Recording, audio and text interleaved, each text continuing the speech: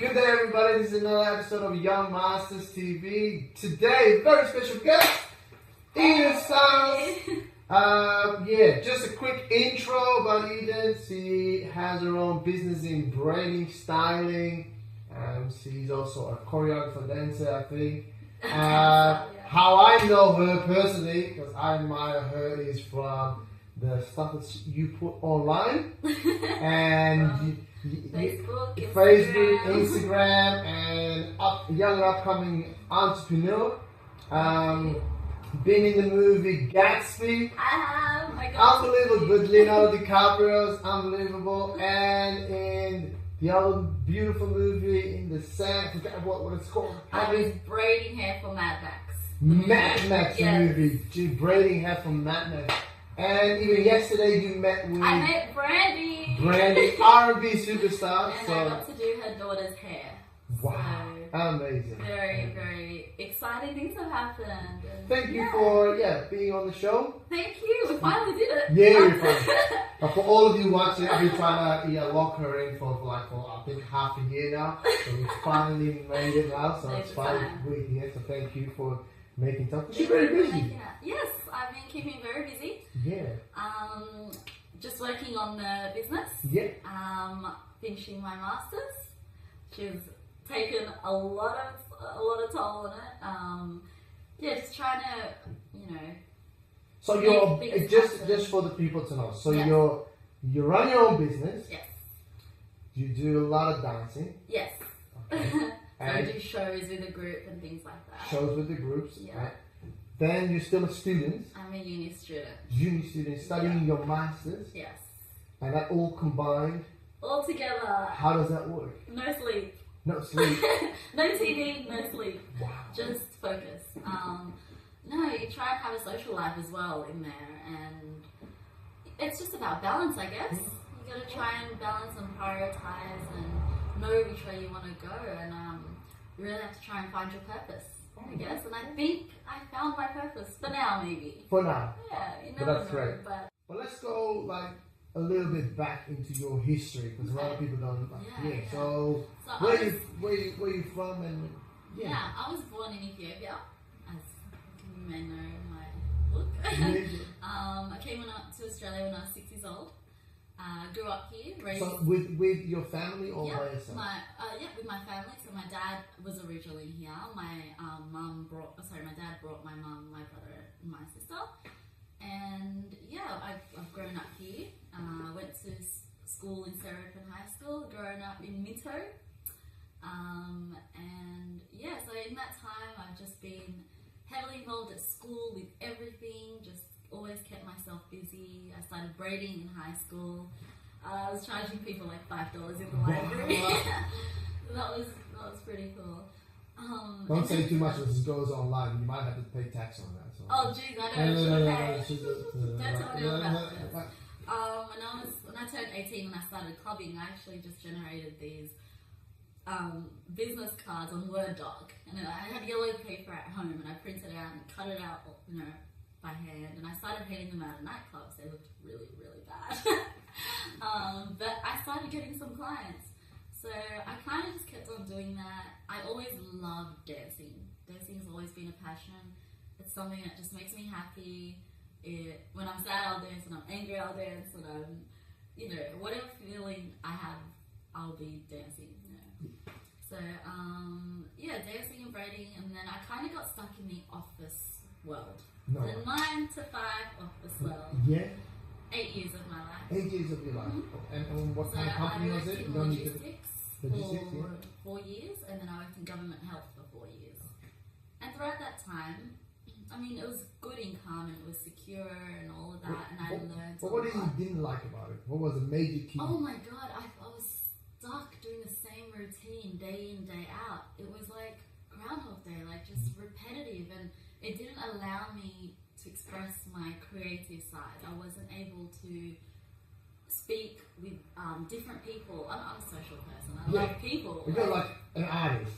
As in, like, well, I don't sing, but no, the people if you look at like your style and what you do and where you deliver a product, as in like it's a creation. It is. It is. It's not like a step by step. I love connecting with different types of people, and I seem to get along with a variety, whether you're young or old or whatever culture or nationality you are. I find people very interesting, and so I really found it difficult to be stuck in an office with the same people day in, day out, doing the same routine, and I wasn't doing anything for the benefit of my future besides getting an income, which is good, and I've gained a lot of knowledge through the government system of how to write briefs, how to write minutes, how to speak, communicate to stakeholders and things like that. So office work is great. It just wasn't for me after those years. So I kept on kind of putting it out there, and I decided to travel. I loved traveling so much. Where did you travel to? My first big trip was I did 22 states in America on a 22 states tour by myself. By yourself? Yeah. Well, it was. How do you do that? So you So find Ethiopian girl goes like on a war tour. Right. Well, yeah. I found this Kentucky trip which did 22 states, and it was with 30 or 40 other random strangers from all over the world.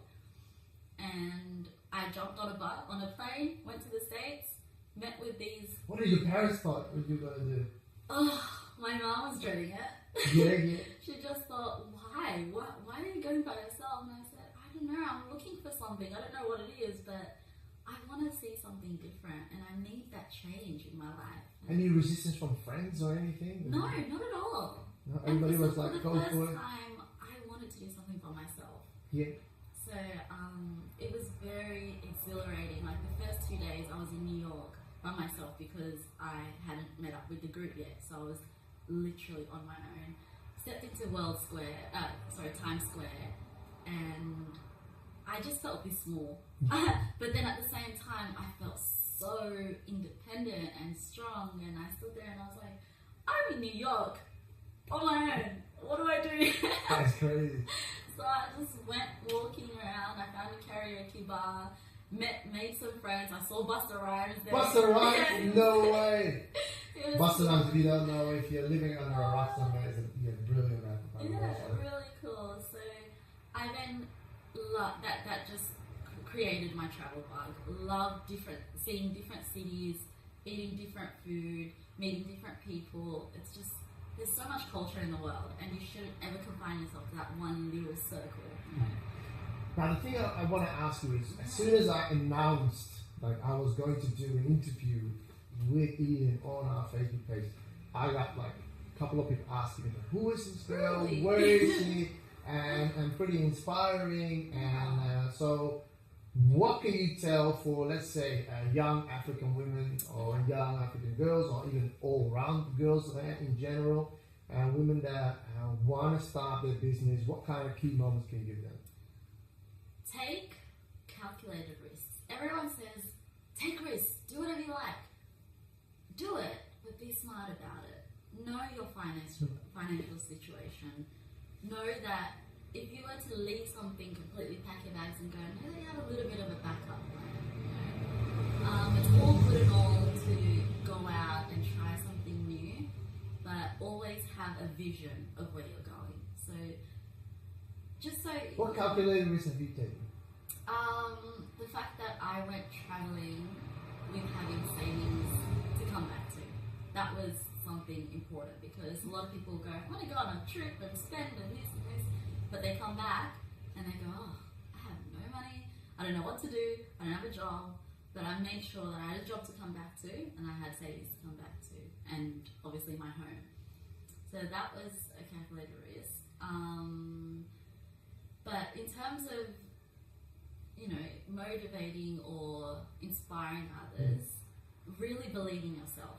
Have a vision, have a goal, and go out and get it. Don't let other people stop you, because everyone has their own dreams and they don't see it like you see it. When I found this place, it was a complete dump. Yeah, well, we gotta talk about in a minute about it. So hold on for a second. But you're already talking about this place. Many people know you as just the #1 braiding authority here in Australia, I think. I think, look, in saying that, I'm not the best braider in Sydney. I'm not the best braider in the world or whatever. I just do my braiding differently. Yeah. And I took my braiding to the Royal Easter Show. Yeah. And that was a calculated risk. Well, that was a big risk because I actually did... So the Royal Easter Show, what is that? Because many people are watching. Right. So the Sydney Royal Easter Show is a Easter show that happens in Sydney, and it generates over 100,000 people a year. Wow. Yeah. And that is and you had a huge stand market. there. I managed to contact them to inquire about getting a stall next year. They happen to have one last stall available. So I said, yeah, I'll take it. And they were like, it's $6,000. And I was like, wow, wasn't expecting that. And it's a 3x3 square tent. Wow. 6.5 actually. So I was a bit frightened over that because it was such a big amount of money to spend in such a short time, in 2 weeks. Yeah. And how was I going to make that back? So that was kind of really, really scary. But I believed in what I do. I believed I could gather a team together. And I wanted to show something different. Nobody has ever braided at the Royal Easter Show. They called me a pioneer because it's been running for 100-something years and nobody's ever braided there. So I thought that was a pretty big achievement. And how did it end up? Because now everybody wants to know how did it end up. It was a success. It was a big success. Huge. So, we did 900 people's hair in 2 weeks. Yeah. I had an amazing team. So what's the turnover? Because people want to know. What's the turnover? Oh, you know, finance. Yeah. Come on, let's go. What? Yeah, because you want to inspire people. Well, by the end of it, with promotion and paying my team and things like that, I ended up spending a good 10 grand. Yeah. And I doubled it. Doubled it. Wow. That's great. The big question I have for you is there's a young amount of viewers watching. If you could have give them an advice, what advice would you give? The young you, yeah. The young me. Don't be afraid. Don't be afraid to try something different. Don't be afraid to go out and chase your dreams. Don't be afraid to seek opportunities and be around different people because people bring a lot out in you. And to be selective of who you give your time to, it's very important because a lot of people can waste their time on a lot of toxic people. Toxic people. All right. Yeah. And you have to know who's influencing you, who's around you. So actually, you're talking about your best 5. Actually, pretty much. You don't have to narrow it down to 5. I actually have 2 groups of amazing girlfriends, completely different. Occasionally we merge. Once I've grown up with in high school, and one sort of out of high school. Both incredible, both about 8 to 10 girls. Yeah. And that's incredible. They have always got my back, and I've always got theirs, and that support, that network is always there. And instead of investing your time in things, you got to nourish your friendships and build. And because at the end of the day, if you're sick, who's going to be there for you? Exactly. So really looking at that, and your family and things like that's really important. Eden, I just want to thank you very much for having this interview with us with Young Masters TV. Thank you. If you want to follow Eden, it's all here on the board. Eden Stylz Hair Braiding and Styling on Facebook, Eden Stylz on Instagram and Snapchat. And we can do box braids, 2 rows. What a promoter. Dancing. What a sales lady. We have fun. Great. We will have a lot of fun. I watch you on the live streams, and that's amazing already. For all of us viewers watching from Young Masters TV, I wish you all a good day, and click to subscribe for our YouTube channel, and see you next time. Thank you. Bye guys. Thank you.